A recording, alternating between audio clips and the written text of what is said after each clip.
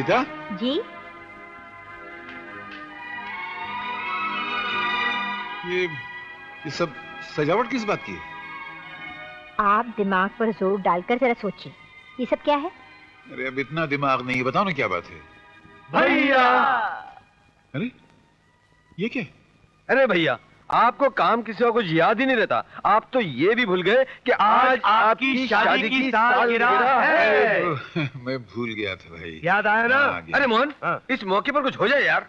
हो जाए। क्या ले जाओ, मैं भैया को लाता हूँ। चलो चलो चलो। आओ तो देखिए, उसका हर घड़ी उछलना, हंसी मजाक करना मुझे अच्छा नहीं लगता। क्यों अच्छा नहीं लगता?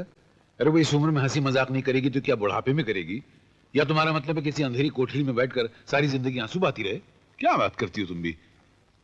उसके भाग्य में हंसी मजाक, खेलना कूदना लिखा ही नहीं है। वो बाल विधवा है।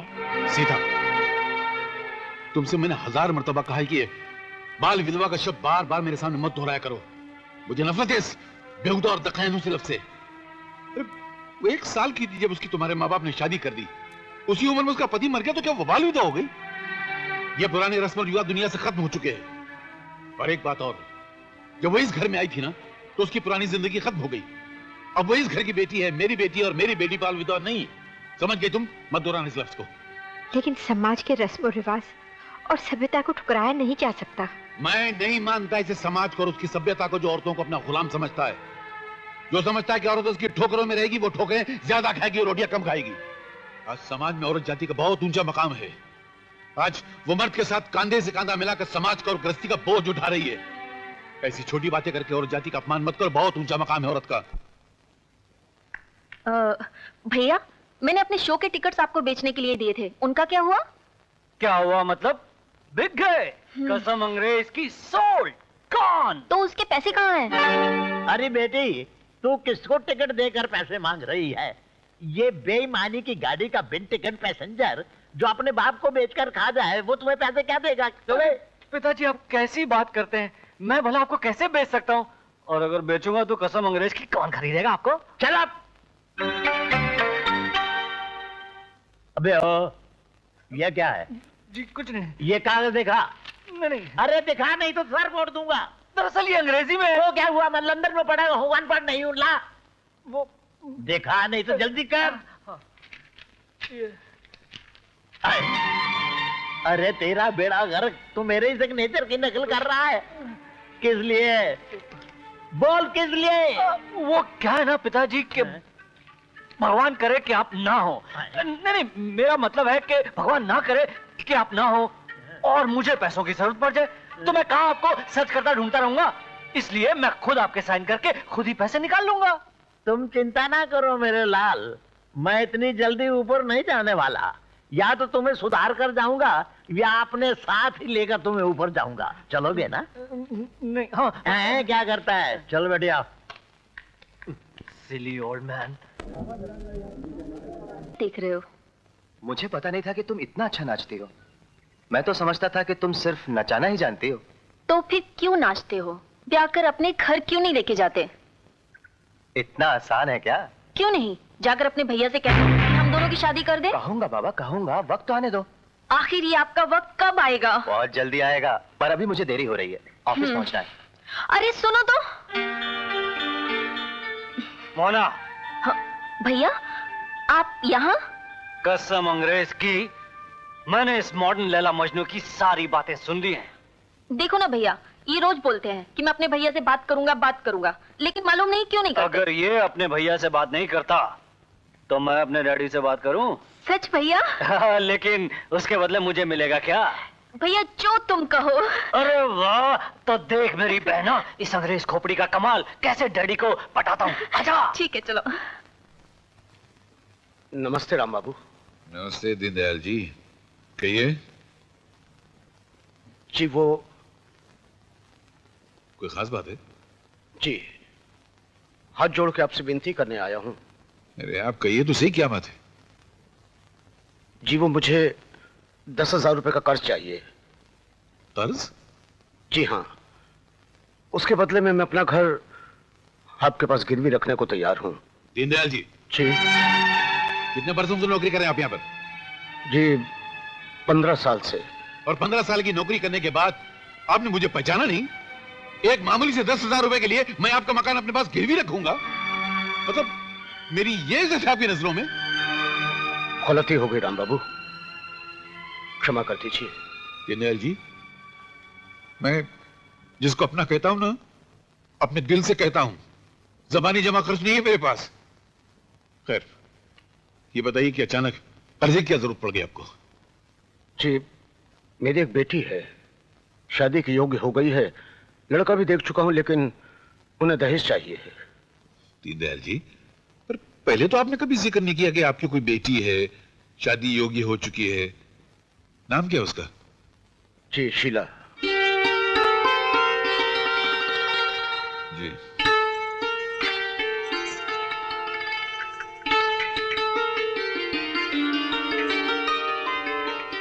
नमस्ते बाबूजी। नमस्ते बेटी, जीते रहो।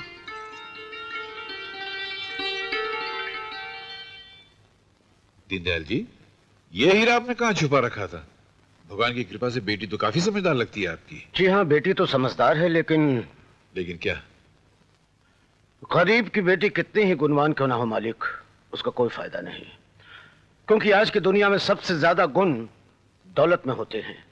दहेज की चमक दिखा दो तो बुराइयां भी अच्छाइयां दिखने लगती हैं। नहीं दीनदयाल जी, आपका ख्याल गलत है। आज की दुनिया में भी ऐसे लोग मौजूद हैं जो अच्छाइयों को दौलत समझते हैं और सिर्फ दौलत को बुराई समझते हैं। हाँ होंगे, लेकिन मालिक मैं ऐसे लोगों को कहाँ तलाश करता फिरूंगा। तो यूं समझ लीजिए कि आपकी बेटी के लिए ऐसा घर मैंने तलाश कर दिया। सच मालिक? हाँ, लेकिन क्या मालिक? वो घर 4 भाइयों की साझेदारी का घराना है। क्या आप अपनी बेटी के लिए ऐसा घर पसंद करेंगे? जी मालिक, अगर वो मेरी बेटी को पसंद करें तो मैं तो गंगा नहा लूंगा। मैं कौन होता हूँ ना पसंद करने वाला? अगर ऐसी बात है तो चलिए आज से आपकी बेटी हमारी बेटी हुई। ये आप क्या कह रहे हैं मालिक? आपकी बेटी शीला को मैं उसी के लिए पसंद कर रहा हूँ। अरे आजा। जीते रहो। अरे जीता रे, ये क्या अचानक छुट्टी मिल गई? अरे अभी तो शादी की खबर मिली तो दौड़ा चला आया। जब शादी हो जाएगी तो घर से बाहर निकलने का नाम नहीं लेगा। मेरी शादी तय करने से पहले मुझसे पूछ लेना चाहिए था। पूछ लेना था? वो ये कैसी बात कर रहा है? सोहन, अब क्या छोटों की शादी के लिए बड़ों को छोटों से पूछना पड़ेगा? ठीक है बुआ, ठीक है। इसका मतलब मैं समझ रहा हूँ। पन्नालाल जी, मैं आपसे माफी मांगता हूँ। ले जाइए सब चीजों को। ऐसी बात नहीं है भैया, आप मुझे गलत समझ रहे हैं। मैं तो अपने सिद्धांत की बात कर रहा था। हाँ भाई, बहुत बड़ी गलती हो गई। तुम्हारे सिद्धांतों को जाने बगैर मैं अपने अधिकार समझकर, अपना हक समझकर तुम्हारा ब्याह पक्का कर बैठा। लेकिन मैं कमबख्त भूल गया कि मेरे हक और मेरे अधिकारों की भी एक सीमा है और मैं जज्बात के रोग में बहते बहते उस हद की सीमा को पार करके चला गया। कोई बात नहीं, मैं जाकर अभी लड़की वालों से कह देता हूं और रिश्ते को तोड़वा देता हूं। अब फिर क्या होगा? मैं उनके सामने झूठा ही तो पड़ जाऊंगा। दुनिया कहेगी कि राम के दिन क्या फिरे, उसकी बुद्धि फिर गई। 4 पैसे क्या अकल चली गई उसकी। अपने छोटे भाइयों पर ऐसे अधिकार जमाता फिरता जैसे वो उसके भाई नहीं, उसके बेटे हैं, उसकी औलाद हैं। मगर सही बात यह है बेटा कि मैं वाकई जज्बात के रोग में बहते बहते अपनी औकात भुला बैठा। अरे इन हाथों से तुम्हें पाला तो क्या हुआ? मैं तुम्हारा पिता तो नहीं हूं ना, तुम्हारा सिर्फ बड़ा भाई हूं। मेरा ये जो सर है ना, ये तुम्हारा गुनहगार है, इसको दुनिया के कदमों में झुक जाने दो, ठोकरें खाने दो उसको। मुझे माफ कर दो बेटा। नहीं बड़े भैया, फिर कभी दोबारा अपनी जबान पर ऐसी बात मत लाना। ये सर हमारे भगवान का है, हम अपना सर काट के दुनिया की ठोकरों में डाल देंगे, लेकिन अपने भाई का सर कभी झुकने नहीं देंगे। ये कौन कहता है कि आप हमारे बड़े भाई हैं? माँ बाप रिश्तेदार भाई जो कुछ भी हैं आप हैं और कोई नहीं। मैं जो अपने सिद्धांत की बात कर रहा था, तो मेरा सिद्धांत, मेरा धर्म मुझे यह कहता है कि आपको मुझे तार देकर बुलाने की भी कोई जरूरत नहीं थी।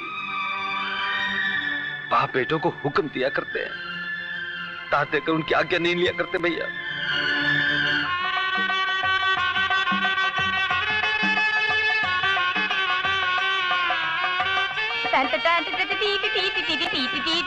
अरे गीता, तू कहाँ जा रही है?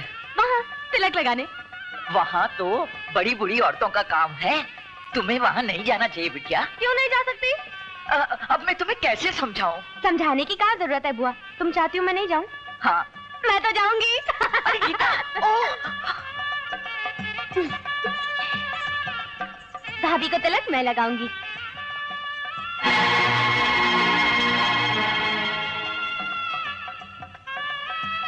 क्यों सोहन भैया, शादी के लिए कैसे ना ना कर रहे थे और फेरों के वक्त ऐसे भाग रहे थे जैसे ओलंपिक की रेस में दौड़ रहे हो। चलो चलो भैया, ये तो बोलते ही रहेगी। आइए आइए, चलिए साहब चलिए।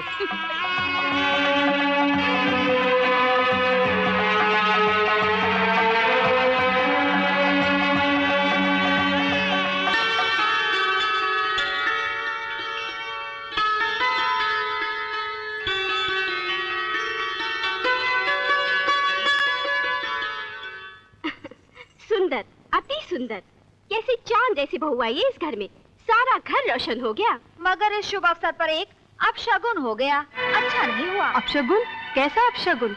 अब क्या कहूँ बहनों, बहू की चौखट पर पैर रखते ही वो बाल विधवा है ना गीता, आके बहू को तिलक लगा गई। राम राम, ये तो बहुत बुरा हो गया। अरे उसे रोका क्यों नहीं? उसे रोकने की हिम्मत किसे है जी?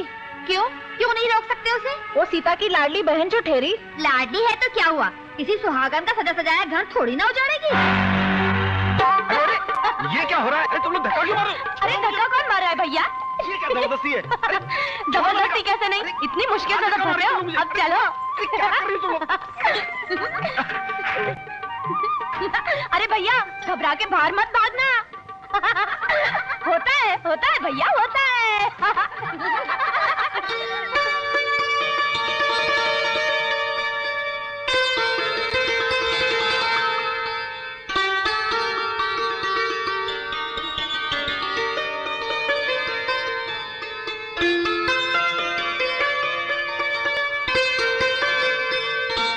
क्या मैं इस चांद से चेहरे को देखने की हिम्मत कर सकता हूं?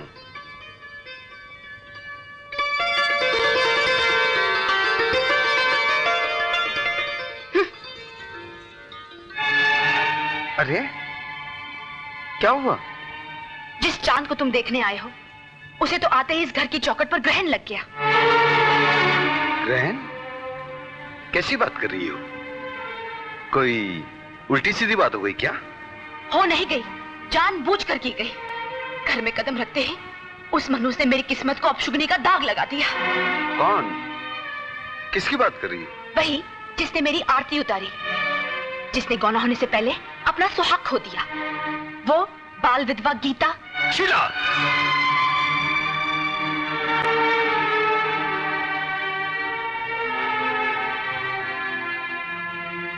शीला, कैसी बात कर रही हो? वो तो बच्ची है, उसे तो आज तक अपने जीवन के दुर्भाग्य के बारे में कुछ भी नहीं मालूम। ओह, उसे नहीं मालूम, लेकिन घर वाले तो जानते थे ना। क्या आपकी भाभी का धर्म नहीं बनता कि उस बाल विधवा का साया भी नवब्याता जोड़े से दूर रखे? देखो शीला, आज हमारी सुहाग रात है। इस रात सबसे पहले तुम्हें एक बात बता दूं, जो अपने भेजे के गिरह में गांठ बांध के रख लो। भाभी के सामने या उनकी पीठ पर कभी कोई गलत बात मत कहना, क्योंकि भाभी हमारी भाभी नहीं, हमारी माँ है, और अपनी माँ के खिलाफ हम एक शब्द भी नहीं सुन सकते। इसका मतलब मैं? एक बात और, इस घर का उसूल है बड़ों की इज्जत और छोटों को प्यार, और इस घर में रहने वाले हर इंसान को यह उसूल मानना पड़ेगा। साफ साफ क्यों नहीं कहते कि मैं इस घर में नौकरानी बनकर आई हूँ? लेकिन एक बात कान खोल कर सुन लीजिए, अगर आपकी भाभी इस घर की बहू है तो मैं भी इस घर में बहू बनकर आई हूँ, नौकरानी नहीं। वाह वाह वाह वाह, घर में कदम रखे एक रात नहीं हुई और अपना हक जताना शुरू कर दिया। क्यों नहीं जताऊंगी? आज तो सिर्फ गीता ने किया है, कल कोई और मेरे साथ कुछ भी कर सकता है, तो क्या मैं चुप रहूंगी? अपनी पागल घोड़े जैसी जबान को लगाम दो। मेरे भाग फूटे जो मैं इस घर में आई। बस बस बस, ये सुहाग रात नहीं, दुर्भाग्य रात है। लानत है मुझ पर। मैंने भी क्या क्या सोचा था। माँ तो बचपन में मर गई थी, उसकी शक्ल तक याद नहीं मुझे। हाँ, सिर्फ भाभी को देखा, अपनी माँ के रूप में देखा। भाभी का स्वभाव और चरित्र देखकर ऐसा लगा कि सारी दुनिया की औरतें ऐसी ही होंगी, लेकिन आज तुम्हें देखकर, तुम्हारी जहरीली जुबान देखकर, उससे गिरते हुए कांटों जैसे शब्द सुनकर मुझे औरत जात से नफरत होने लगी है। नफरत।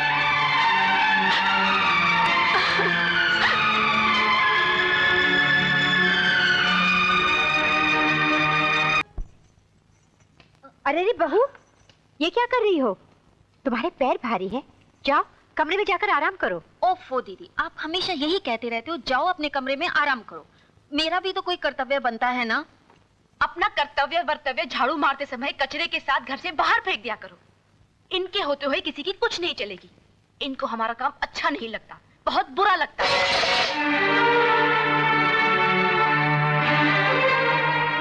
अब खुद ही देख लो, मैं इसीलिए मना कर रही थी कि यहाँ मत आया करो। कितनी मेहनत से बनाए थे ये लड्डू, सब नाश हो गए ना। हाँ हाँ, आप तो हर वक्त यही इल्जाम लगाती रहती हैं कि मैं इस घर का नाश करने आई हूँ। अरे जरा से लड्डू क्या गिर गए, आप लगे ताना मारने, बुरा भला बोलने। बहू, क्या कह रही हो तुम? मैंने कुछ गलत कहा क्या? और नहीं तो क्या, आपके इशारों की जबान मैं समझ सकती हूँ, आपके नरम भाषा के अंदर छुपे हुए भालों को देख सकती हूँ।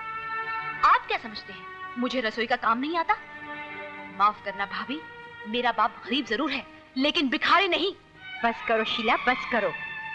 मैंने तो साधारण सी बात कही थी, तुमने तो बात का बतंगड़ बना दिया। हाँ हाँ, बात का बतंगड़ बनाना तो सिर्फ मुझे ही आता है। आप तो सिर्फ यही चाहती हैं कि लोग आप ही के गुण गाएं और हमारी सिर्फ बुराइयां करें। अगर आपके जुल्म के छत्र छाया में रहकर हमें यही दिन गुजारने हैं तो यही सही। चलो दीदी।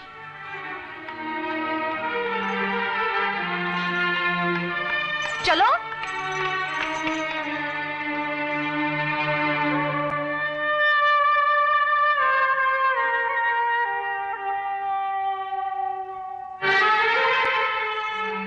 शीला बहन, ये तुमने अच्छा नहीं किया।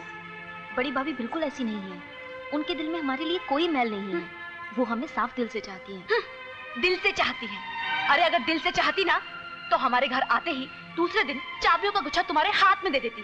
दी चाबियां तुम्हारे हाथ में, ठेंगा मेरा, दर्शन तक नहीं कराए उसके, बस अपनी कमर में ठोसे मटकती रहती है महारानियों की तरह। दिल में मैल नहीं है।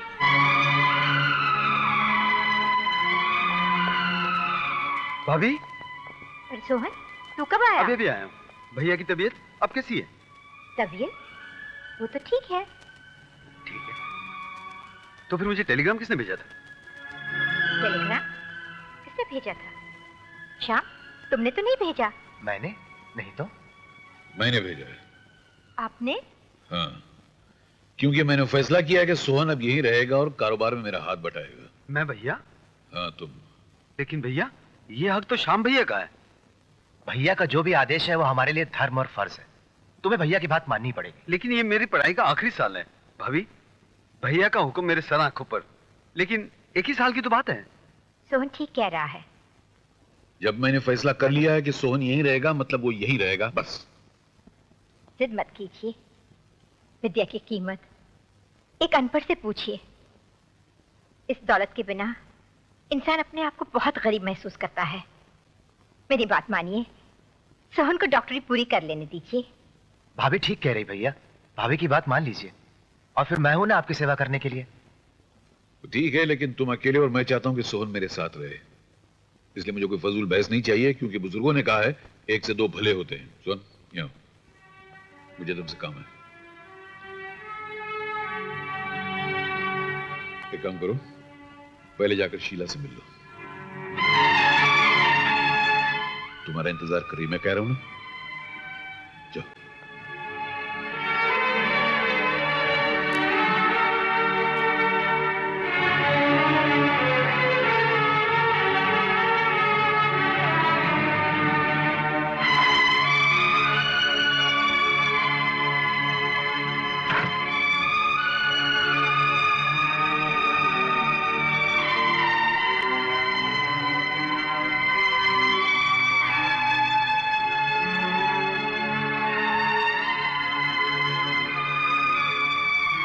कैसी हो शीला?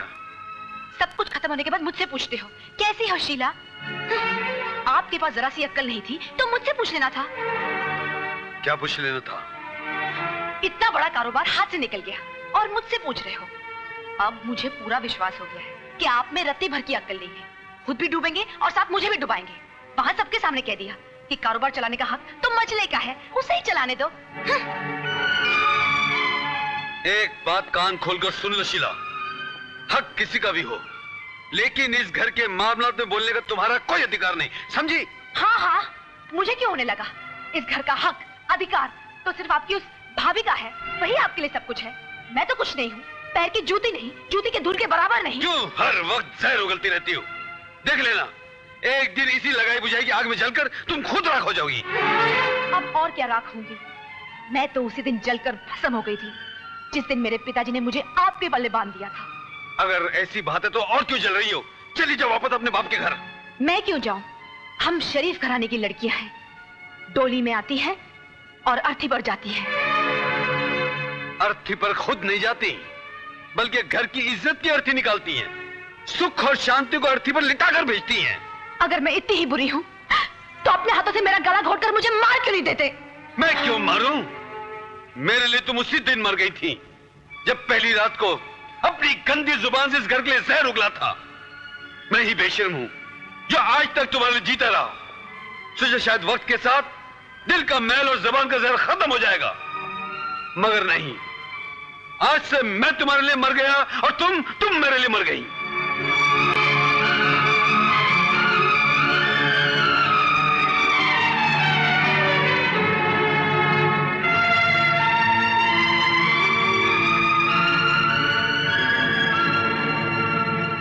का एक करीबी दोस्त आपको ये खत लिख रहा हूं।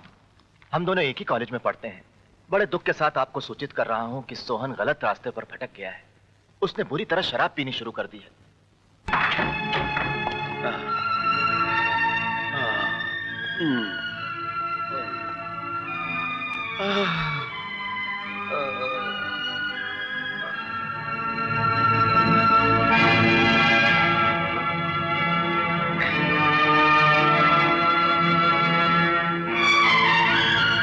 भैया आप?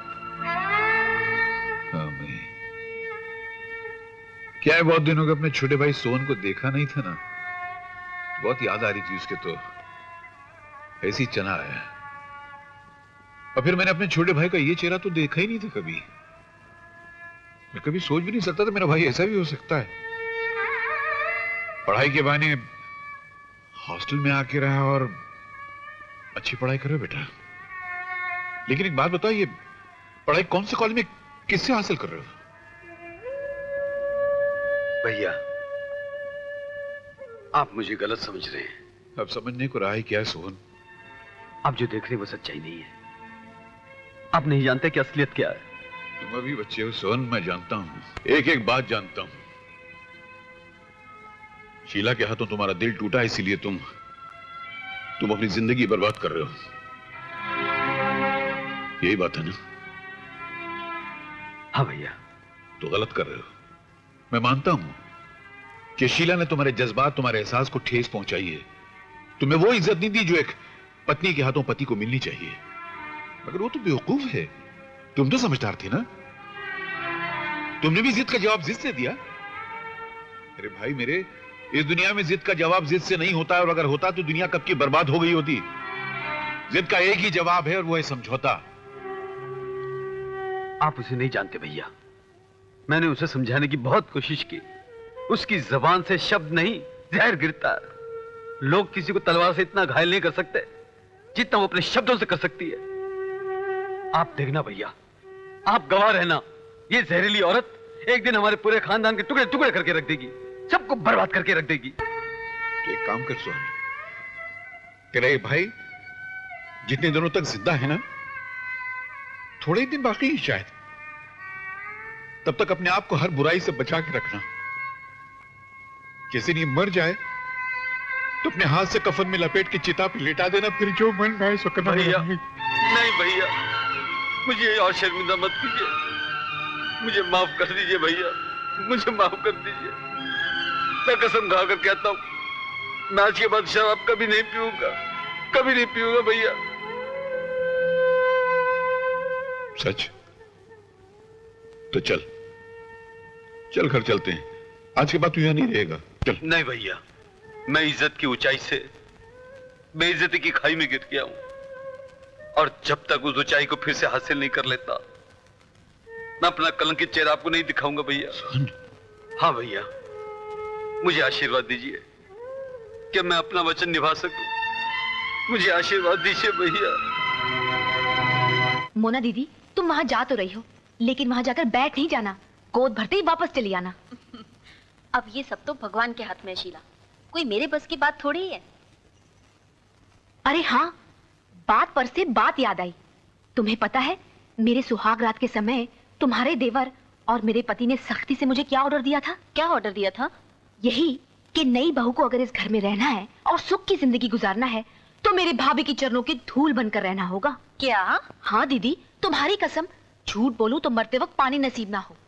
उन्होंने तो यहाँ तक भी कहा था कि बड़े तो एक तरफ, यहाँ तो छोटों का भी हुक्म मानना पड़ेगा। जिसने बुलाया दौड़ कर पहुंच जाना, 1 मिनट की भी देरी होने ना पाए।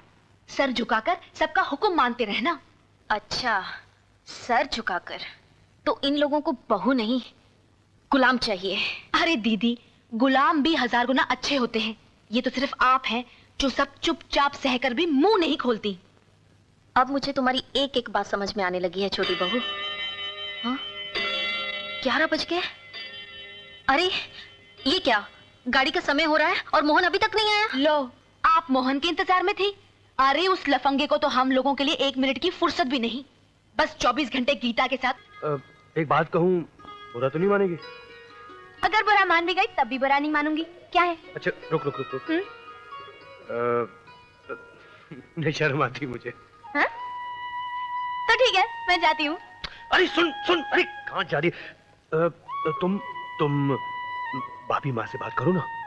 कैसी बात? अरे सुन तो पहले बात तो सुन, हमारी शादी की। शादी की बात? हाँ। मैं करूँ? हाँ। दीदी से? हाँ। नहीं नहीं नहीं नहीं, मुझसे नहीं होगा। तुम ही भैया से बात करो ना। मैं भैया से? इसमें घबराने की क्या बात है? अच्छा ये बताओ, हम दोनों में से बहादुर, दिलेर और ताकतवर कौन है? जाहिर है मैं हूँ, और कौन है? तो फिर मर्दानगी किस में होनी चाहिए? मुझ में। तो फिर बात किसे करनी चाहिए? मुझे। हाँ इडियट। अरे अब बदमाश। लो आ गई दोनों। मोहन इधर आओ। आया जी, आया जी। भाभी। मोहन, मैंने तुम्हें रामू के जरिए कहलवाया था ना कि मुझे 2 बजे स्टेशन छोड़कर आना। हाँ हाँ कहलवाया तो था, लेकिन मैं स्टेशन नहीं जा सकता। वो कल क्या है, मेरी क्रिकेट मैच है ना, इसलिए उसकी तरह नेट प्रैक्टिस करनी, इसलिए नहीं जा सकता। तो पहले कह देते कि नहीं जा सकते। मैं आपसे बात नहीं कर रहा हूँ, मछली भाभी से बात कर रहा हूँ। मछली भाभी, मैं नहीं जा सकता, नहीं जा सकता। अरे कैसे नहीं जा सकते, तुम्हारे फरिश्ते भी जाएंगे। चलो दीदी, चलकर भाभी से इसकी शिकायत करते हैं। हाँ हाँ जाओ जाओ, कर लो शिकायत, लगाओ 2100। इसके अलावा और आता ही क्या आप लोगों को? लेकिन मेरी बड़ी भाभी आप जैसी नहीं है, माँ है माँ।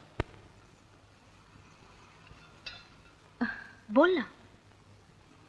दीदी एक बात बताइए, क्या हमें इसलिए इस घर में ब्याह कर लाया गया है कि हर छोटा बड़ा हमारी बेइज्जती करता रहे, जिसके मन में हमारा अपमान करता रहे? क्या हुआ? किसने तुम्हारा अपमान किया? देखो, मेरे साथ एक्टिंग मत करो।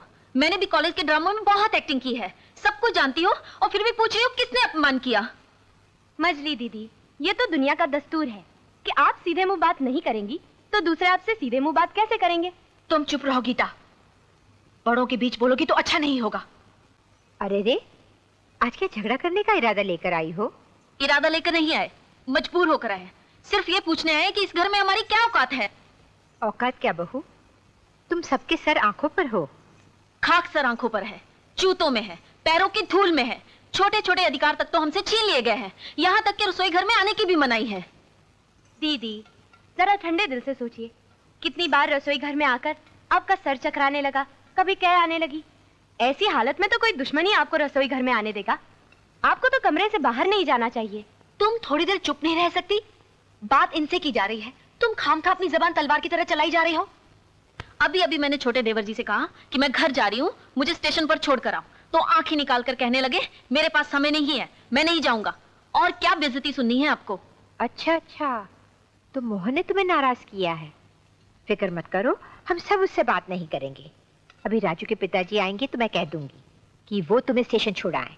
बस हाँ हाँ, जाहिर बात है, तुम जेठ जी से कहोगी तभी तो वो मुझे स्टेशन पर छोड़ कर आएंगे, वरना तुम्हारे हुक्म के बगैर इस घर की आवाज तक बाहर नहीं जा सकती। लेकिन मैं जाऊंगी, मैं तुम्हारे हुक्म को तोड़ दूंगी। मेरे मन में जो आएगा मैं वही करूंगी। अरे भाभी, कैसी कड़वी कड़वी बातें कर रही हैं आप। दीदी से ऐसी बातें करना आपको शोभा देता है क्या? सारी दुनिया हंसती है तुझ पर। माथे पर बिंदी, आंखों में काजल, बालों में फूल। अरे कोई कुंवारी लड़की भी इतने नखरे नहीं करती होगी जितने की तो बाल विधवा होकर करती है। बाल विधवा होकर करती है तू, बाल विधवा होकर करती है तू, बाल विधवा होकर करती है। नहीं। चलो दीदी, ये सब तो नाटक है इनका। विधवा को कुंवारी बनाकर रखा हुआ है। इनका बस चले तो दूसरा ब्याह कर दे इसका। चलो।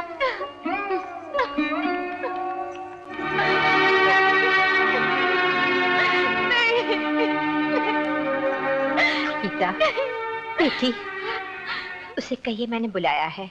जी बहुत अच्छा। आपने मुझे बुलाया दीदी।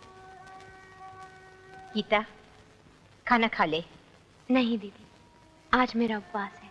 उपवास? ये क्या गीता? हाँ, मैं अपने पापों का प्रायश्चित करना चाहती हूँ दीदी। विधवा होकर भी कुंवारी लड़की की तरह जिंदगी बिताती रही, अनजाने में सही, मगर मुझसे पाप हुआ है। पैदा होते ही जिसकी मां गुजर जाए, उसे हंसने का, खुश रहने का कोई अधिकार नहीं। इस पाप के लिए मुझे जिंदगी भर उपवास रखने पड़ेंगे दीदी। जिंदगी भर उपवास रखने पड़ेंगे। गीता, सुनो गीता। गीता, ये सब क्या है? गीता ने विधवाओं का लिबास क्यों पहना है? किसने कहा उससे? मैं तुमसे पूछ रहा हूं, मुझे जवाब दो।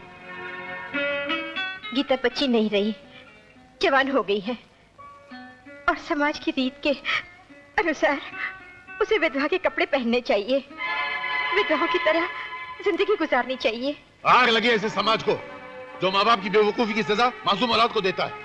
मैं नहीं मानता ऐसे समाज को, उसके जालिमाना उसूल को। और गीता को ये बात बताई किसने? अरे मेरे लाख मना करने के बावजूद तुमने ये बात गीता को कही कैसे? नहीं बताया तो हमने गलती की। अच्छा हुआ आज मोना और शीला ने उसे सच्चाई बता दी। क्या हुआ? क्या हुआ? सीता, जाने क्यों ऐसे लग रहा है जैसे ये घर माँ बाप के अरमानों की इमारत, जिसकी दीवारों को बनाने के लिए मैंने अपना बचपन, जवानी ईंट उगारे की तरह इसकी टूटी हुई दीवारों में लगा दिया। उसमें दरारें नजर आ रही हैं। प्रेम की जमीन पर खड़ी हुई इस मकान की बुनियादें मुझे हिलती हुई नजर आ रही हैं। वचन के धागों से जो मैंने परिवार के मोतियों को इकट्ठा किया था, वो माना मुझे टूटती हुई नजर आ रही है। ऐसे मत कहिए।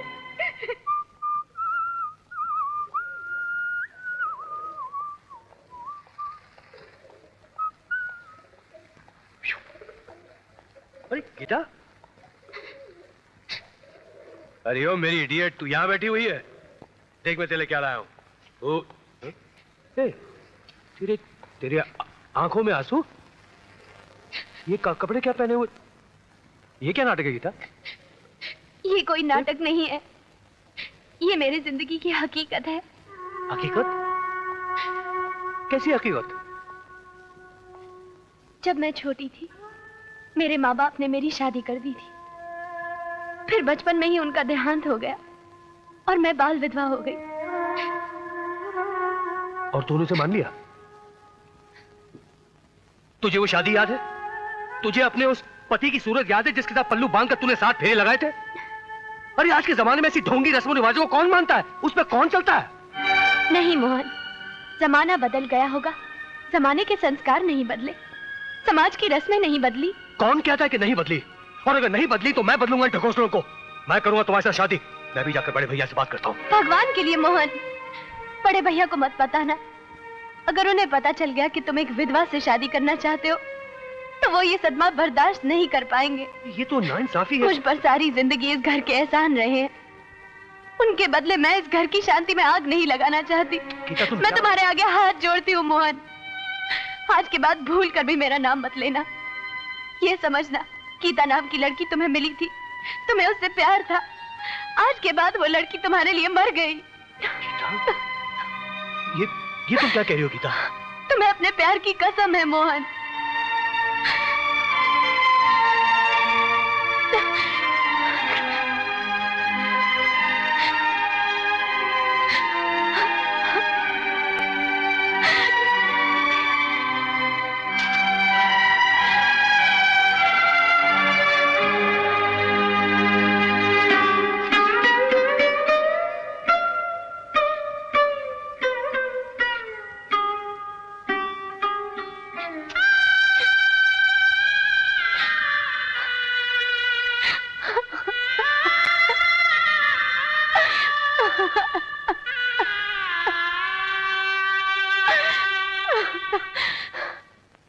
भैया, अब मैं उस घर में वापस नहीं जाऊंगी। मुझे किसी भी तरह उस कैद से आजादी दिला दो। मुझे नफरत है उन लोगों से, मगर डरती हूँ तो सिर्फ अपने पति से, कि कहीं वो मुझसे नाराज ना हो जाए। What, मोना? तुम अपने पति से डरती हो? अरे इस शीतल की बहन होकर अपने हस्बैंड से डरती हो? जानती हो हस्बैंड का मतलब क्या होता है? जब पत्नी अपने पति का हंसना बंद कर दे तो उसे कहते हस्बैंड। कसम अंग्रेज की, जिसकी बेईमानी का मैं दीवाना हूं। मोना, तुमने अपने पति से डर के मेरा फेस ब्लैक कर दिया। I mean, मेरा मुंह काला कर दिया। क्या करूं भैया, मैं मजबूर हूं। नो मजबूर, कीप मजबूरी एट दूरी। अरे मेरी प्यारी बहना, तुम्हारे इस भाई का अंग्रेजी दिमाग किस दिन काम आएगा? Pitch day. सुनो, लिसन। नहीं नहीं भैया, अगर पिताजी को पता चल गया तो? पिताजी को कैसे पता चलेगा? वो तो 3 मंथ्स के बाद आएंगे। देखो, मैं जैसा कहता हूं तुम वैसा ही करो। बेडरूम में जाओ जाओ जाओ। अब मैं जीजा जी को टेलीफोन करता हूं।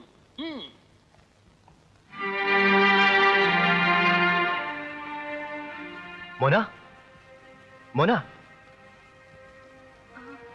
कैसी तबीयत है? ठीक हूँ। डॉक्टर, क्या हुआ इसे? आप जरा इधर आइए।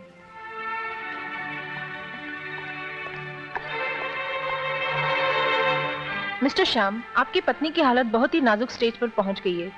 अगर इनका ख्याल न रखा गया या इन्हें जरा सा भी दिमागी टेंशन पहुंचा तो इन्हें दुनिया का कोई भी डॉक्टर नहीं बचा सकता। क्या बात करती हैं आप? मैं बिल्कुल सही कह रही हूँ। इसलिए फौरन, बल्कि आज ही इन्हें लेकर कुछ दिनों के लिए किसी हिल स्टेशन पर पहुंच जाइए। वहां जाने के बाद इनकी सेहत सुधर सकती है। ओह माय गॉड, जीजा जी, डॉक्टर साहब बिल्कुल ठीक कह रही हैं। आप दीदी को लेकर फौरन इसी वक्त किसी हिल स्टेशन चले जाइए। मुझे डैडी बहुत सारे काम देंगे, वरना मैं भी आपके साथ चलता। अभी तो मेरे पास बहुत काम है, 1-2 दिन में मौका निकाल कर। जीजा जी, मौके के चक्कर में रहेंगे तो बीवी हाथ से निकल जाएगी, और जिंदगी की बहार का मजा पत्नी के साथ है। अगर पत्नी हाथ से निकल गई तो काम की चटनी बनाकर चाटेंगे। क्यों डॉक्टर साहब? जी, ये बिल्कुल ठीक कह रहे हैं। She is very serious. जीजा जी, ये मेरी बहन और होने वाले भांजे की जिंदगी का सवाल है। ओके, ठीक है। मैं मोना को लेकर आज ही चला जाता हूँ। शीतल, तुम मेरा एक काम कर देना। ये कुछ कागजात हैं, जाकर बड़े भैया को दे देना और कहना कि मैं सब कह दूंगा जीजा जी। कसम अंग्रेज की, don't worry, I take care of everything. आप फौरन दीदी को लेकर चलिए please, for God's sake. Okay Sheetal. जीजा जी, पहुंचते ही खबर देना। दीदी, अपनी सेहत का ख्याल रखना। हाँ भैया। Okay, bye. शीतल जी, वो कागजात भैया तक पहुंचा देना आप। जीजा जी, मैं अब भी ये पेपर लेकर बड़े भैया के पास ही जा रहा हूँ। अब चलो भी। देखो तो सही कागजात में है क्या। फिर दोबारा डॉक्टर की एक्टिंग करने कब आऊं? अब तेरी कोई जरूरत नहीं है, ये ले, चल। अब तेरी एक्टिंग खत्म, यहाँ से मेरी एक्टिंग शुरू। शाम, तुम्हारे दस्तखत बहुत आसान है। कसम अंग्रेज की, इन दस्तखत के जरिए अब देखना मैं क्या हंगामा खड़ा करता हूँ। ऐसा हंगामा करूंगा कि तुम्हारे घर की दीवारें गिर जाएंगी। झूठे ही हमदमी दो जनी देहू, हुई के चार मत मत देहू। रघुकुल रीत सदा चली आई, प्राण जाई पर वचन न जाई। राम बाबू, आपकी चिट्ठी। मेरी चिट्ठी? बेटा जी। चिट्ठी लाना तू।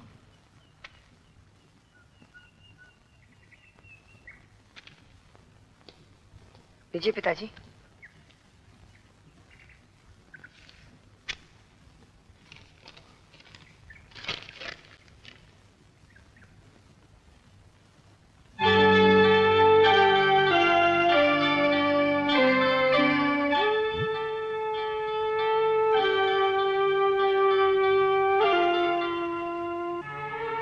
कैसे हो सकता है?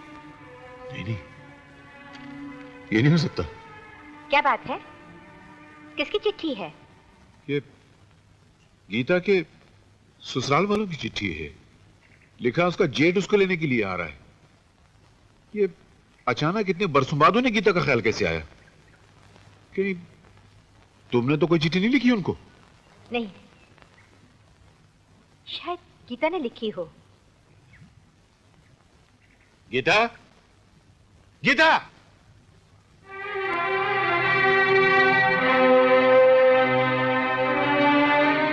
गीता जी। तुम्हारे ससुराल से ये खत आया है। तुमने कोई चिट्ठी लिखी थी उनको? जी हाँ। किसे पूछ के लिखी थी? अरे क्या हम लोगों का इतना भी अधिकार नहीं रह गया है कि चिट्ठी लिखने से पहले मुझसे पूछो या अपनी दीदी से पूछो? हैं?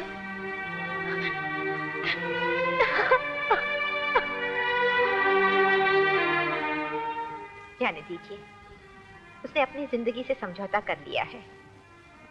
उसको अपने ससुराल जाने से मत रोकिए। कैसे चले जाने दूं? ससुराल उस घर को कहते हैं जहां लड़की ब्याह कर विदा होकर जाती है। नहीं कभी विदा होकर गई, न उनकी सूरत देखी, न उन लोगों ने इसकी सूरत देखी है। वो ससुराल नहीं ढोक है। समझते क्यों नहीं हो तुम लोग?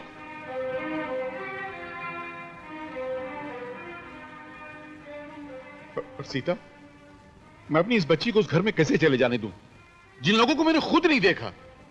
पता नहीं वो लोग कैसे हैं, क्या करते हैं। फिक्र न करें राम बाबू, आपने इसे बेटी बनाकर रखा।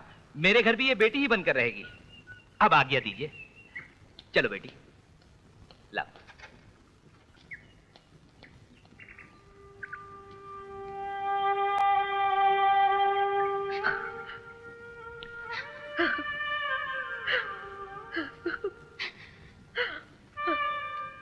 जीती रहो बेटी। क्यों श्राप देती हो बुआ? इस जिंदगी में अब जीने को रखा है क्या?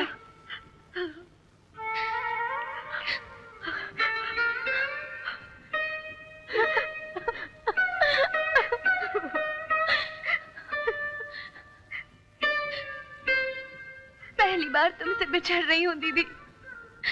कभी कभी मुझ बदनसीब को याद जरूर कर लेना। कैसी बातें कर रही है तू हमेशा के लिए थोड़ी ही जा रही है। आना जाना तो लगा ही रहेगा। अब आना कैसा दीदी? इस घर से तो नाता टूट ही गया ना।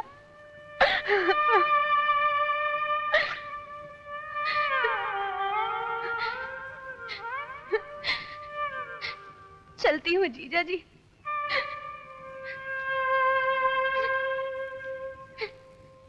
राजू, दीदी देख, अच्छी तरह से पढ़ाई करना और किसी को परेशान मत करना। और तू भी किसी को परेशान न करना।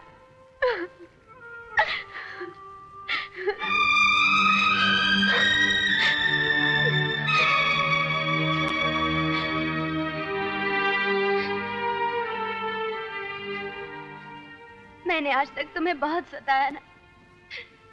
मेरे कारण तुम्हें हमेशा परेशानी झेलनी पड़ी। अब तुम्हें कोई नहीं सताएगा। अनजाने में मुझसे कोई भूल हो गई हो तो माफ कर देना।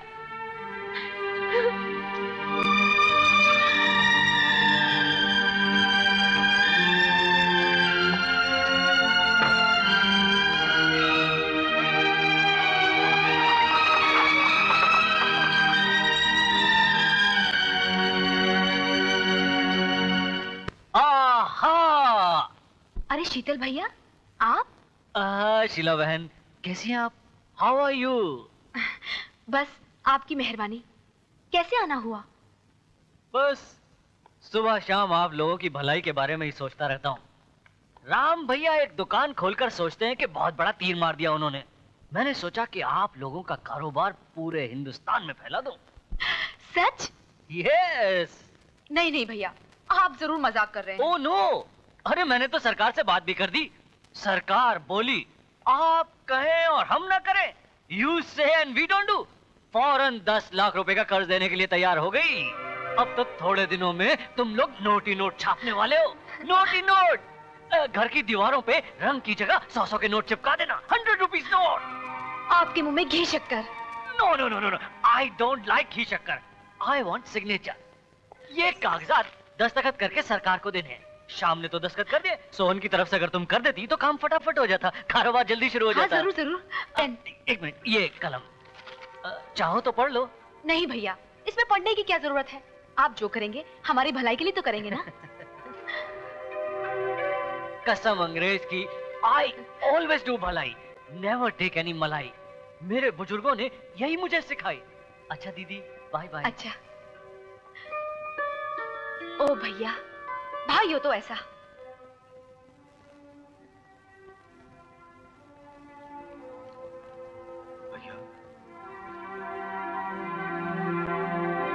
भैया भैया भैया भैया बाबूजी, भाभी भाभी, बुआ, माँ को बुला जल्दी। भैया उठिए, भैया होश में आइए। क्या हुआ बेटा? क्या हुआ? मोहन, क्या हुआ इन्हें? ये अचानक बेहोश क्यों हो गए? वो मुझे जाना होगा। हाँ हाँ बेटा, चले जाना। नहीं, जल्दी जाना होगा अभी। लेकिन ऐसी हालत में कैसे जाओगे बेटा? अरे अब इससे ज्यादा बुरी हालत और क्या होगी बुआ? हम बर्बाद हो गए, हमारी कंपनी का दिवाला निकल गया। क्या? वहाँ कर्जदारों की भीड़ लगी होगी। इज्जतदारों की दहलीज पर पहली बार कर्जदारों ने कदम रखा है बुआ। वो दुकान मेरी औलाद की तरह है, मैं उसे कैसे कर्जदारों की ठोकरों में छोड़ दूं? मुझे उसकी इज्जत बचानी पड़ेगी बुआ, मुझे कुछ न कुछ करना पड़ेगा। आप चिंता मत कीजिए, मैं कुछ इंतजाम करती हूँ। भैया भैया, आप एक बार मुझे आज्ञा दीजिए, मुझे एक बार अकेला छोड़ दीजिए। मैं उन सबको जेल की हवा ना खिला दी तो मैं आपका भाई मोहन नहीं। हाँ ना बेटा, बोले वक्त में दिमाग पे काबू रखना इंसान की सबसे बड़ी जागीर होती है। ऐसे वक्त में उठा हुआ एक कदम इंसान को सारी जिंदगी के लिए बर्बादी के दलदल में फेंक देता है। नहीं भैया, आप कब तक अकेले? हो जाएगा, तेरा भाई है ना, तू क्या कुछ चिंता करता है? नहीं भैया, नहीं ना? आप कब तक सहते रहेंगे? ये लीजिए, इसमें मेरे सारे गहने हैं, इसे बेचकर लोगों का हिसाब अदा कर दीजिए। वक्त बुरा है, इसलिए दो तरफा तमाचा तो मत मारो। दुनिया इज्जत उतार रही है, तुम अपने जेवर उतार के दे रही हो। दुकान का कर्जा उतारने के लिए मैं तुम्हारा गला नोच डालूं? ये मुझसे नहीं होगा। आपने औरत जात को भी पहचाना ही नहीं। मर्द से मांगकर, उसकी जेब काट काट कर औरत जेवर उसी दिन के लिए बनाती है ताकि वही जेवर उसके पति की इज्जत बचा ले। उनको पहनना और सजना दरअसल एक दिखावा होता है। जेवर बिककर फिर आ सकता है, मगर इज्जत चली जाए तो वापस नहीं आ सकती। लीजिए। हाँ, तुम ले लो बेटा।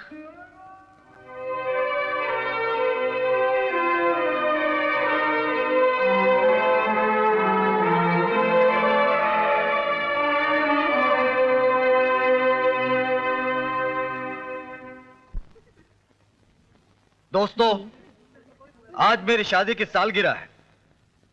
मैं आप लोगों का शुक्रगुजार हूं कि आप लोग इस खुशी में शामिल हुए।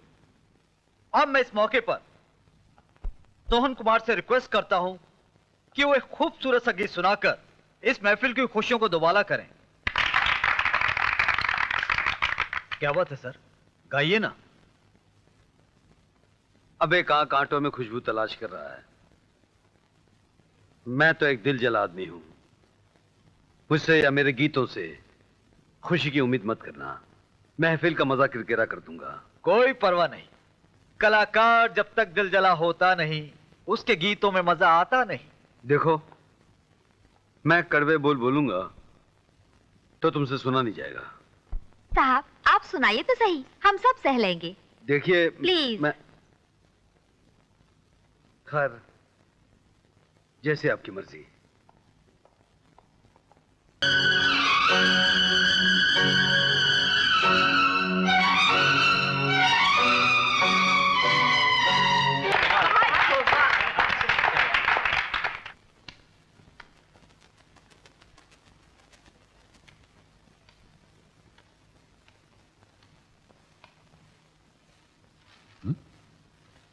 ये क्या है?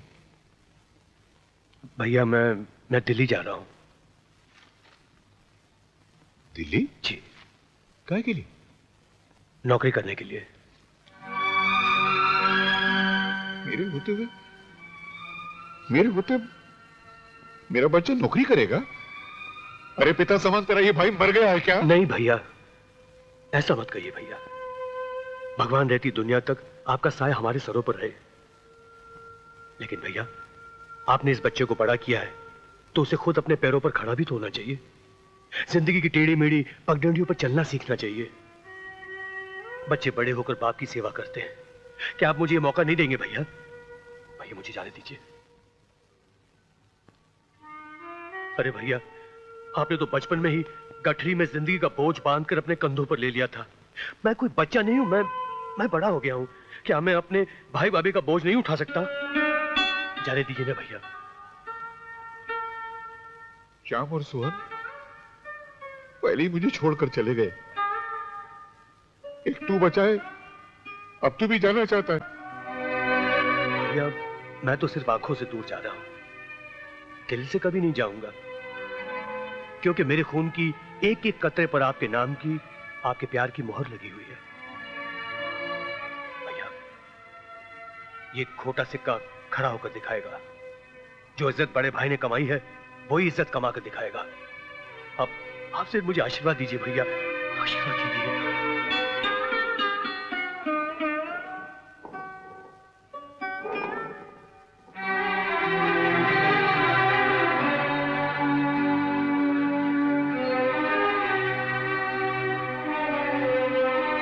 अरे ओ छमक छल्लो, तेरे हाथ टूट गए हैं या इनमें छाले पड़े हैं? जरा जल्दी से हाथ चला। सुबह से शाम होने आई और अभी तक तुझसे 5 किलो गेहूं तक नहीं पीसे गए। पीस तो रही हूँ दीदी। क्या पीस तो रही हूँ? जबान चलाती है, मुंह क्या देखती है मेरा? चला। भाभी, बहुत कसकर भूख लगी है, कुछ खाने को दो ना। खाना? हाँ। जहाँ ऐसी हरामखोर कामचोर लड़कियां घर में आ जाए, वहाँ चूल्हा नहीं जल सकता तो खाना कहाँ से पकेगा? चल, जितना आटा पीसा है उसे गूंद के रोटियां बना ले। दीदी, मुझे बुखार है। अच्छा, तो बगल में प्याज रखकर बुखार भी चढ़ा लिया। चल अंदर जाके काम कर, वरना मार मार के खाल के साथ तेरा बुखार भी उतार दूंगी। अरे रे रे, जाने दो ना भाभी, इसको बुखार है। आज तुम ही खाना बना दो ना। मैं बनाऊं? तू इसकी तरफदारी में मुझसे काम करवाएगा? लो, इसमें तरफदारी की क्या बात है? छोटी भाभी को बुखार है। अरे बुखार क्या कोड़ हो जाए इससे, मगर तू इसकी इतनी हमदर्दी क्यों करता है? अजी सुनते हो? कहाँ हो तुम? आया। अजी सुनते हो? जैसे बैठा था वैसे ही उठ के आ गया, हाथ तक नहीं धोए। हुक्म क्या करना है? अरे इस कुलक्षणी के लक्षण तो देखो। वहाँ थी तो अपने जीजा के भाई के साथ नजरें मिला रही थी, यहाँ आए तो मेरे देवर पे डोरे डाल रही है, इश्क फरमा रही है इससे। भाभी, जबान संभाल कर बात करो। ये मेरी भाभी नहीं, छोटी बहन भी है। क्या तू इस चुड़ैल के लिए मुझे आंखें दिखा रहा है? मुझे? मेरा ये पति आज तक मुझे आंखें नहीं दिखा सका, तू 2 कौड़ी की लौंग इसके लिए मुझे आंखें दिखा रहा है? आज तो मैं इसे नहीं छोड़ूंगी। अरे भाभी,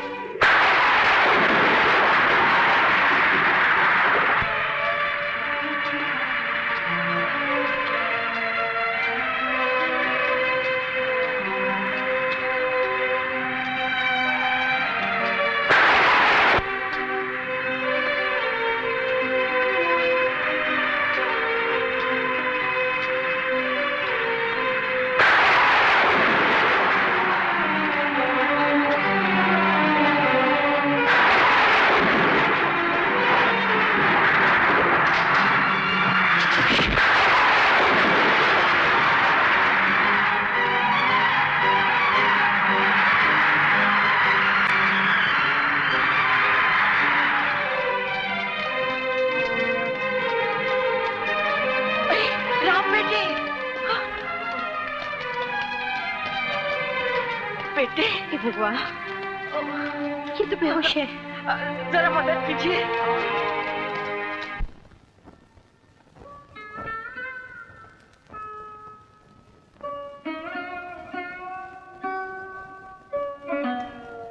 डॉक्टर साहब, ये बोलते क्यों नहीं है?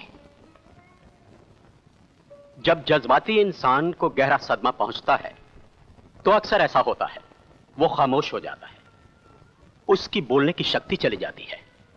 तो उन्हें ठीक होने में कितना वक्त लगेगा? यह बताना तो मुश्किल है, क्योंकि डॉक्टर के पास बीमारी का इलाज तो होता है, सदमे का नहीं। फिर भी उस पर भरोसा रखिए और इनका ख्याल रखिए, इन्हें खुश रखिए और जहां तक हो सके इन्हें परेशानियों से दूर रखिए। ये मैं कुछ दवाइयां लिख के दे रहा हूं, इन्हें फौरन मंगवा लीजिए। लेकिन ये दवाइयां यहां नहीं मिलेंगी, शहर से मंगवानी पड़ेंगी। अच्छा, मैं चलता हूं। नमस्ते।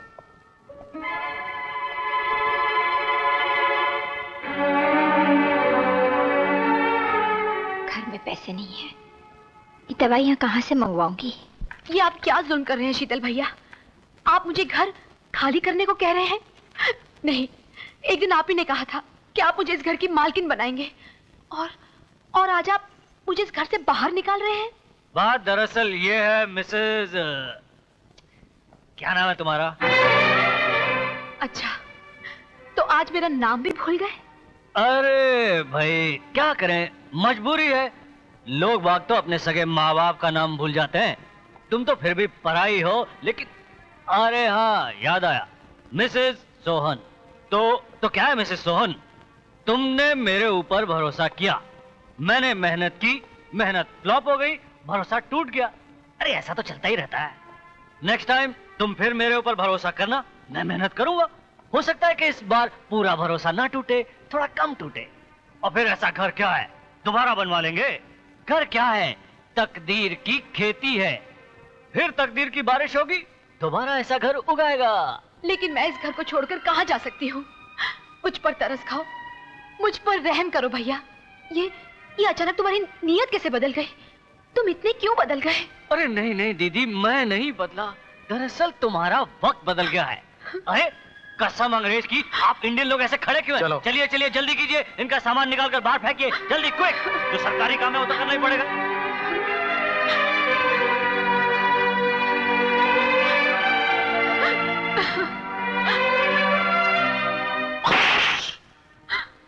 एहसान फरामोश, तू अपनी औकात भूल गई।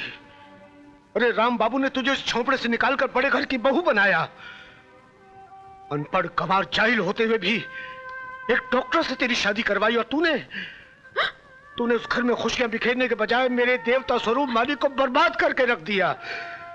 ये दिन देखने से पहले मैं मर क्यों नहीं गया? मुझे क्षमा कर दीजिए पिताजी, मुझसे बहुत बड़ी भूल हो गई, मुझे माफ कर दीजिए पिताजी। बर्बादी फैलाने के बाद माफी मांगने से क्या होता है? तू जा, चली जा, मेरे घर में तेरे लिए कोई जगह नहीं चाहिए मुझे ऐसी औलाद। तू जा यहाँ से। ऐसा मत कहिए पिताजी, ऐसा मत कहिए, आप मेरा सर काट दीजिए, मुझे जो सजा देनी हो दे दीजिए, मुझे माफ कर दीजिए पिताजी, एक बार मुझे माफ कर दीजिए। मैं कौन होता हूँ तुझे माफ करने वाला? अगर तुझे माफी मांगनी है तो मेरे साथ उस देवता के घर चल, उसके पैर पकड़ के माफी मांग। अगर उसने माफ किया तो ठीक, नहीं तो मैं वही तेरा गला दबाकर तुझे मार डालूंगा, खुद भी अपनी जान दे दूंगा।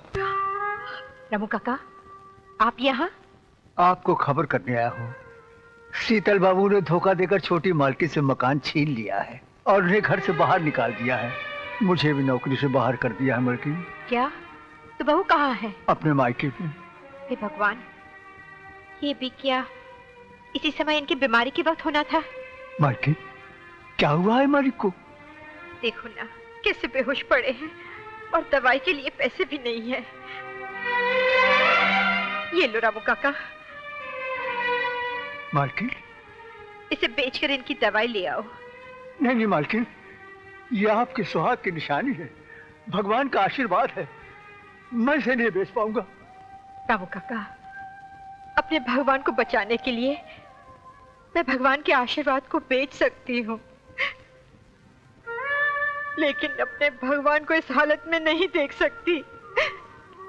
रामू काका, इस मंगलसूत्र को बेच दो। नहीं दीदी, आप मंगलसूत्र नहीं बेचेंगी। हाँ दीदी, आप देवी हैं। देवी की सुहाग की निशानी बिक जाए तो कयामत आ जाएगी। आपने कई बार मेरी सुहाग की रक्षा की, मगर मैं अभागन हमेशा आपको गलत समझती रही। आप मुझे अपनी सेवा करने का मौका दीजिए दीदी। आपकी सुहाग की रक्षा के लिए मैं अपना सब कुछ कुर्बान कर दूंगी। ये लीजिए, ये लीजिए, इसे बेचकर दवाइयां ले आई। बहू, ये क्या कर रही हो? दीदी, ये सब कुछ जो दिया हुआ आप ही का तो है। अगर मैं खून बेचकर भी बाबूजी के लिए कुछ कर पाऊं तो मैं अपने आप को भाग्यशाली समझूंगी। मुझे अपना कर्तव्य निभाने दीजिए दीदी। मुझे अपने पापों की सजा मिल चुकी है। मैं घर से बेघर हो गई, जलील हो गई। ये दिन जो आप लोगों को देखना पड़ा सिर्फ मेरी वजह से। मैं आपकी बहुत बड़ी गुनहगार हूं दीदी। मुझे माफ कर दीजिए दीदी, मुझे माफ कर दीजिए दीदी।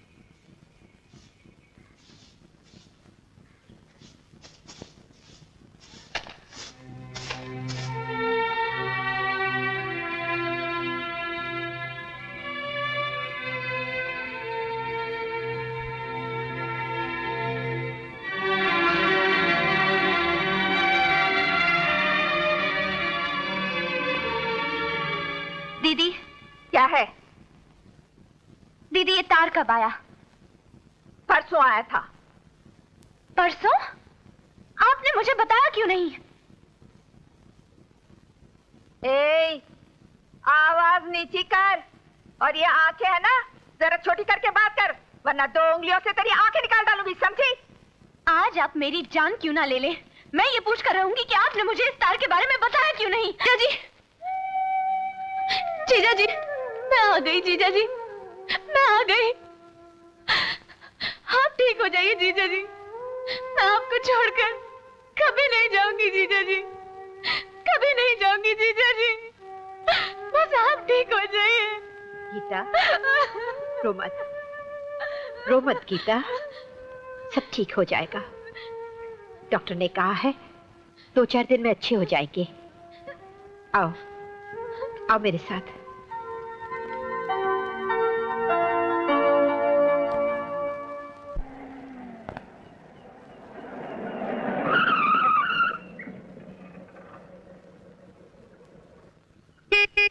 ड्राइवर कहाँ चला गया? मैं देखता हूँ।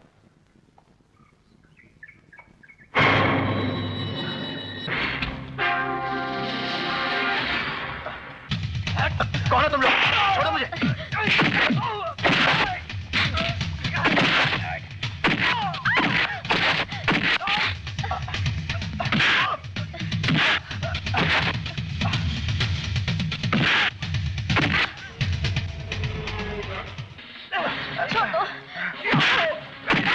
श्याम भैया,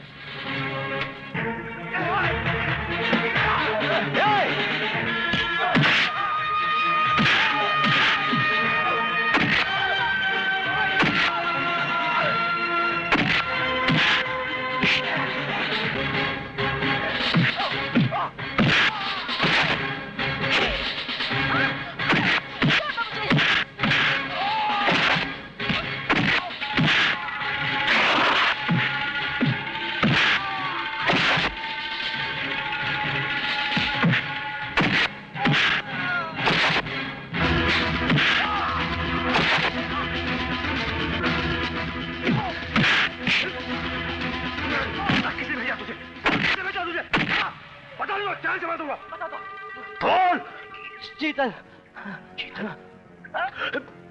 अरे मोहन, भैया? अरे कहाँ का भैया, कैसा भैया? घर के तो बंटवारा करा दिए, भाइयों में फूट डाल दी, उसके बाद शर्म नहीं आती मुझे भाई कहते हुए? मैंने कोई बंटवारा नहीं कराया। ये क्या कह रहे हो तुम? अब झूठ बोलकर अपने गुनाहों पर पर्दा मत डालो। क्या तुमने शीतल के हाथ से जायदाद का बंटवारा कराने की चिट्ठी नहीं भिजवाई थी? 1 मिनट मोहन, 1 मिनट। ये सारी फसाद की जड़ शीतल है। उसी ने मेरे कान भरे और मुझे मजबूर किया कि मैं इन्हें लेकर किसी हिल स्टेशन पर चली जाऊं, ताकि पीछे से वो अपनी मनमानी कर सके। मोहन, शीतल का साथ देकर जो मैंने पाप किया है, उसकी सजा तो भगवान ने मुझे दे दी है। मैंने अपना बच्चा खो दिया है।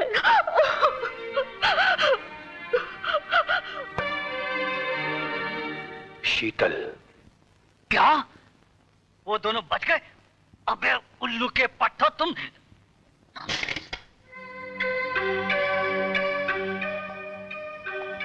मर गए यार। वो दोनों साले कहीं अगर पुलिस के पास पहुंच गए तो अपना तो बैंड क्या है? पुलिस तो बाद में डंडे लगाएगी बेटे, पहले हम जूतों से तेरा हिसाब पूरा करेंगे।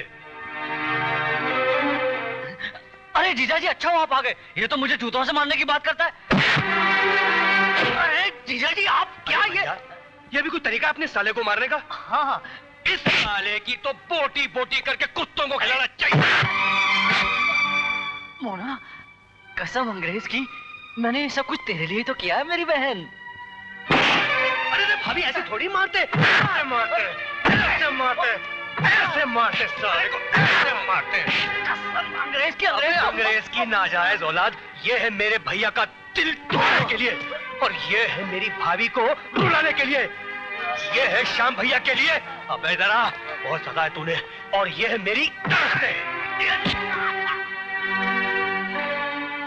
डैडी, आप डैडी देखिए ना, ये लोग किस बेदर्दी से मुझे खामखामे मार रहे हैं। पिताजी, ये भाई नहीं कसाई है। मोना, शैतान, सच बता, तूने कौन सा नया गुल खिलाया है? अरे शैतान, तुझे इसी घर में जन्म लेना था।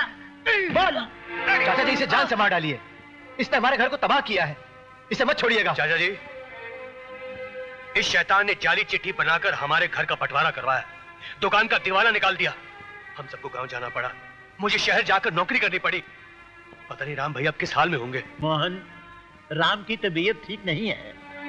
भैया की तबीयत ठीक नहीं है? हाँ, मुझे टेलीग्राम आया है, इसलिए मैं यहाँ आया हूँ। लेकिन पहले वहाँ चलो और इस शैतान को भी साथ ले चलो। चल चल। चलिए चाचा जी, आओ भैया। हाँ चलो। भैया, भैया, भैया आंखें खोलो भैया।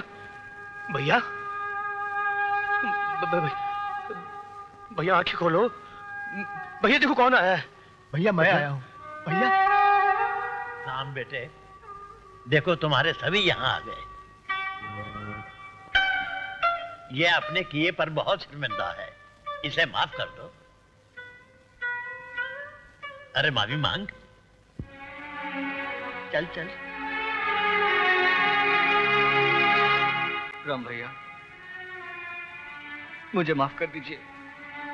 मैं आपका गुनहगार हूं, मैं पापी हूं, मुझे माफ कर दीजिए। भैया!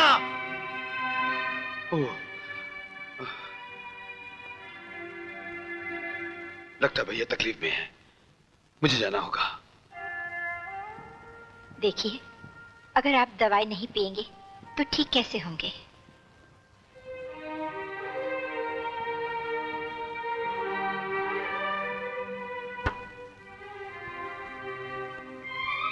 वो सब है। सोहन, वो भी अभी आता होगा, उसे खबर मिल गई होगी। भैया, भाभी,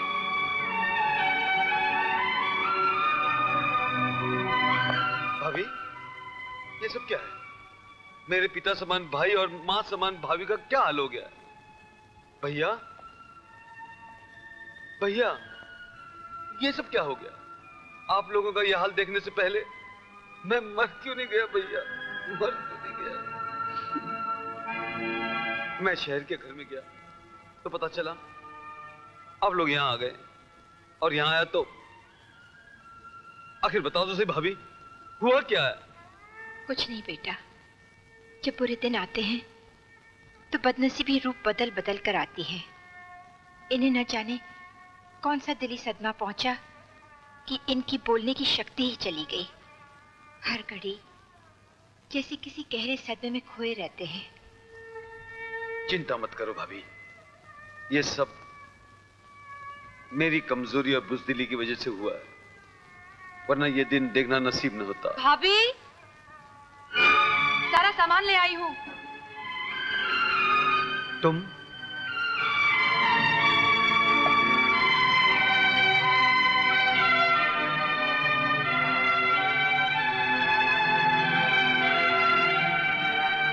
वहीं रुक जाओ।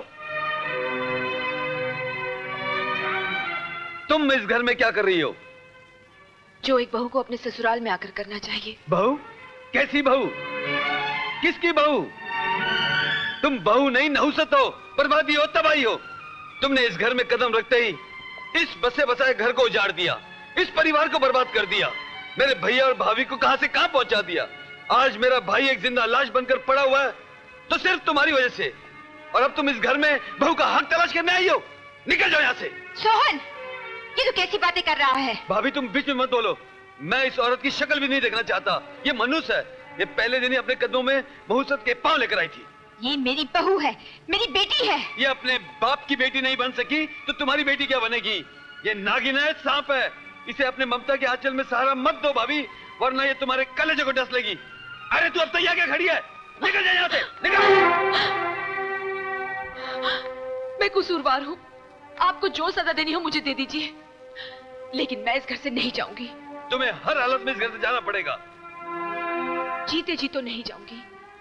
डोली पर बैठकर आई थी, अर्थी पर लेटकर ही जाऊंगी। तुम जैसी औरतों को डोली पर बैठने का हक नहीं होता।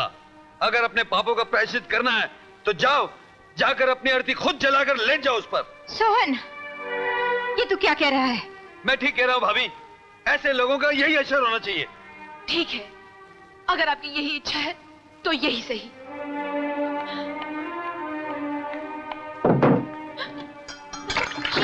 ये क्या कर रही हो? अरे भाभी तुम हट जाओ। ये क्या कर रहा है? मैं कहता हूँ भाभी हट जाओ। ये ढोंगी है, नाटकबाज है। ये अपने आप को क्या जलाएगी? ये दूसरों का सुख चैन जलाती है, दूसरों का घर जलाती है। शीला, ये क्या कर रही हो? बेटी सुनो, क्या कर रही हो? अरे जल जाने तो भाभी। ये पाप है। अरे पाप पाप कुछ नहीं भाभी, ऐसी डाइन जले तो कुछ पाप नहीं होता। भाभी रुक जाओ। शीला ऐसे मत करना। शीला, चलने दो इसको। क्या कर रही है? क्या भाभी रुको। छोड़ मुझे। चलने दो इसे। ऐसी डाइन जले तो ये अच्छा है। चलने दो इसको। नहीं भाभी, नहीं भाभी रुक जाओ, मैं नहीं जाने दूंगी। चलने दो इसको। इसे बचाओ, इसे बचाओ। हे भगवान, ये क्या हो रहा है? सोहन, छोड़ मुझे। शीला, ये क्या हो रहा है? हे भगवान, ये क्या हो रहा है? सोहन, अभी इसे चलने दो। मुझे छोड़ दे। सोहन, छोड़ दे। क्या करूं? हे भगवान, शीला, सोहन,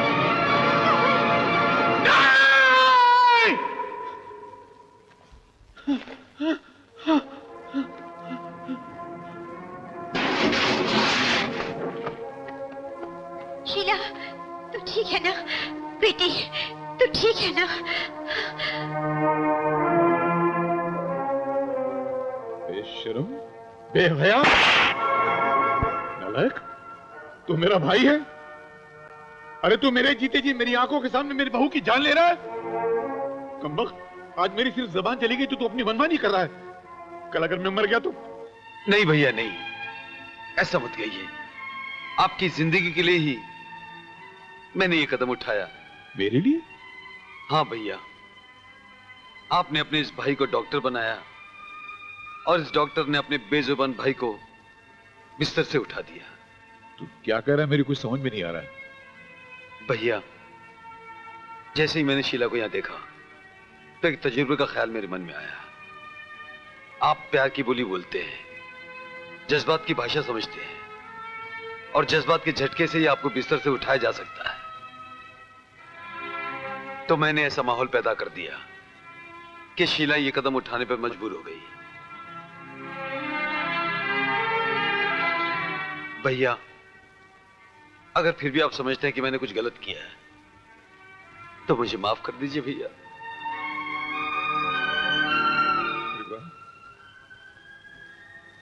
ये तो ऐसे लगता है जैसे मेरी सारी जिंदगी की मेहनत, मेरी तपस्या, मेरे सारे कर्मों का मुझे फल मिल गया।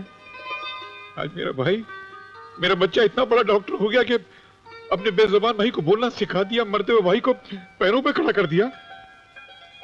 बेटा, तूने वाकई अपने भाई को जिंदगी तोहफे में दी है। लुटा रहे मेरे बेटे, बेक एहसान और करते मेरे बेटे। हुक्म कीजिए भैया। ये जो मेरी बहू है ना, ये बहुत दुखी है बेचारी। इसे क्षमा कर दे, इसे अपना ले बेटा, माफ कर दे बेटा।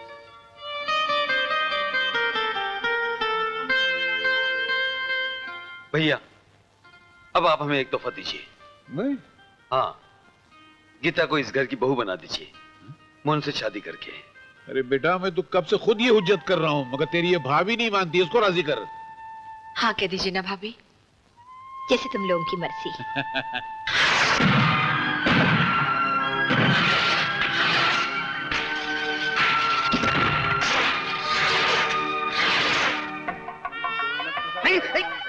चुटी काटती है।